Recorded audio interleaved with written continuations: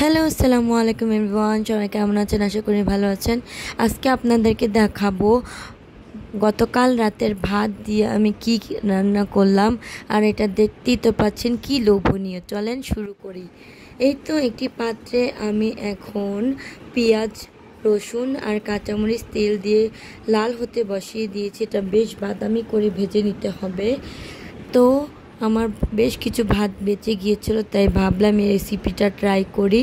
পেঁয়াজটা বাদামি হয়ে আসলে এখানে আমি যেন বাচ্চারা খুব পছন্দ করে খায়, তাই আমি এটাতে বেশ কিছু বল আর সসেস অ্যাড করেছি। আপনারা সবাই জানেন বাচ্চারা বল অ্যান্ড সসেস খুবই পছন্দ করে। আমার বাচ্চাকে খাওয়ানোর ক্ষুদ্র প্রচেষ্টা আপনারাও ট্রাই করে দেখতে পারেন। খুবই মজা করে বাচ্চারা খেয়ে নিবে, আপনাকে জোরও করতে হবে না। তারপর এখন আমি সসেস বলটা ভালোভাবে ভাজা হয়ে গেলে এটাতে 2টা ডিম দিয়ে দিব আর ডিমটাকে ভালোভাবে স্ক্র্যাম্বল করে নিব। এই তো আমার ডিমটা ভাজা হয়ে গিয়েছে আর খুব সুন্দরভাবে আমি সসেস বলের সাথে মিশিয়ে নিচ্ছিলাম। তো এখন আমি একটু ঝাল প্রয়োজন, তাই আমি এটাতে চিলি ফ্লেক্স ইউজ করেছি। আপনারা চাইলে চিলি ফ্লেক্সটা স্কিপও করতে পারেন। আমার বাচ্চারা যেহেতু হালকা ঝাল খেতে পারে, তাই আমি এটাতে অল্প পরিমাণে চিলি ফ্লেক্স ইউজ করেছি। তারপর আমি 1 প্যাকেট ম্যাগি মশলা দিয়ে দিব, এটা টেস্টটাকে আরও অনেক গুণে বাড়িয়ে দেয়। তারপর এখন সব মশলাগুলোকে আমি ভালোভাবে ভেজে নেব। তারপর মেশানো হয়ে গেলে আমি এখন ভাতগুলো এই তো পাত্রে দিয়ে দিলাম।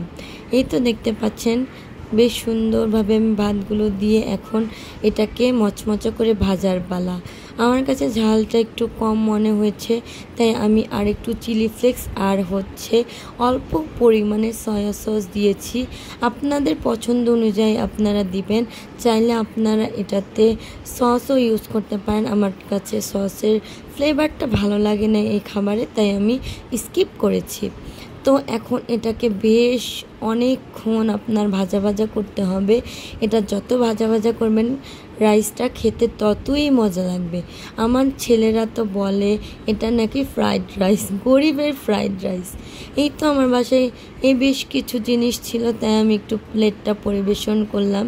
ভর্তা দিয়ে, ডিম দিয়ে, মাংস ভাজা দিয়ে আপনারা এটা এমনিতেই শুধু শুধু খেতে পারবেন। আমি জাস্ট আপনাদের কাছে পরিবেশন করলাম, কিন্তু আমার ছেলে মেয়েরা এটা শুধু শুধুই খেয়ে নিয়েছে খুব মজা করে। এই যে শুনেন তাদের সোহা খেয়ে বলবে কেমন হয়েছে। চলো ট্রাই করি।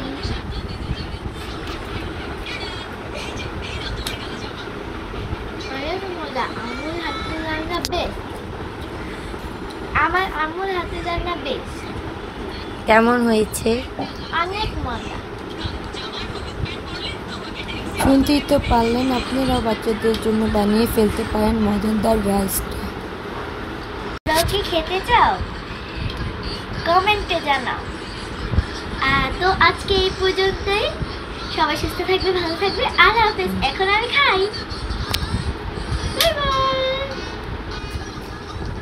শুনতেই তো পারলেন আমার ছেলে মেয়ে খুবই পছন্দ করেছে, যে তারা শুধু শুধুই খেয়েছে।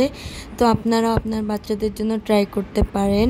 আর আমার ভিডিওটি ভালো লাগলে পাশে থাকবেন, বেশি বেশি লাইক, কমেন্ট অ্যান্ড শেয়ার করবেন। সবাই ভালো থাকবেন, সুস্থ থাকবেন। আজকে এই পর্যন্তই। আল্লাহ হাফেজ।